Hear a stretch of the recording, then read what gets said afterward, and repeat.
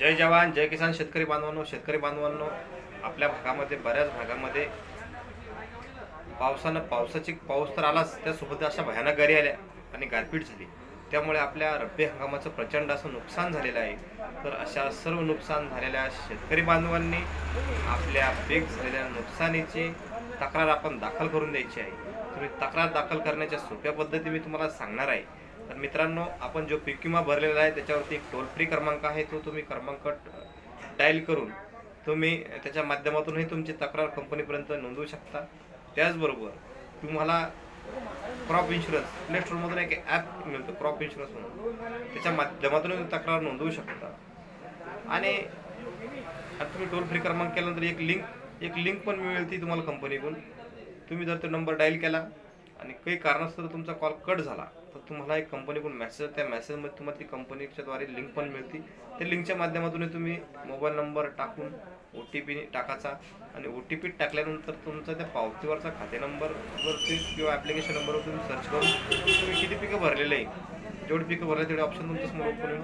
त्या पद्धतीने तुम्ही तुमची तक्रार शेतकरी बांधवांना नोंदवू शकता. आणि नाही जमलं तरी तुमच्या शेजारी पाजारी पंचाकडून त्याची तक्रार नोंदवून घ्या शेतकरी बांधवांना.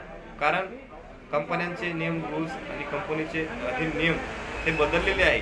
जो शेतकरी तक्रार करेल त्यालाच कंपनी विमा देईल. कारण सरसकट आता हा शब्द नुसता नावालाच राहिलेला आहे.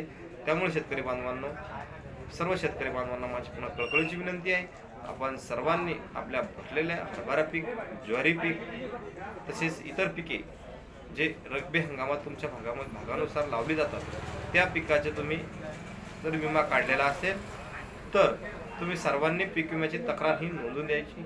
हा मेसेज सर्व शेतकऱ्यापर्यंत सर्वांपर्यंत पोहोचवा, जेणेकरून कुठलाही शेतकरी याच्यापासून वंचित राहणार नाही. त्याचं नुकसान झाले त्याला नक्कीच कंपनीद्वारे लाभ मिळेल. लाभ मिळो न मिळो, शेतकरी बांधवांना आपण तक्रार नोंदवून द्या, 100% लाभ मिळणार. गारपीट झालेली आहे, आपण आपलं काम करून घ्या. शेवटी द्यायचं नाही ते कसे देणार नाही, किंवा आपल्याकडे पुरावा राहणार नाही आम्ही तक्रार केली होती पण तुम्ही दिली नाही, हे कंपनीला तोंडच ठेवायचं नाही, बोलायचं. त्यामुळे सर्व शेतकरी बांधवांना आपण पीक विम्याची तक्रार ही सर्व शेतकऱ्यांनी नोंदवून द्या. हीच मेसेज सर्व शेतकऱ्यांपर्यंत पोहोचवा. जय जवान जय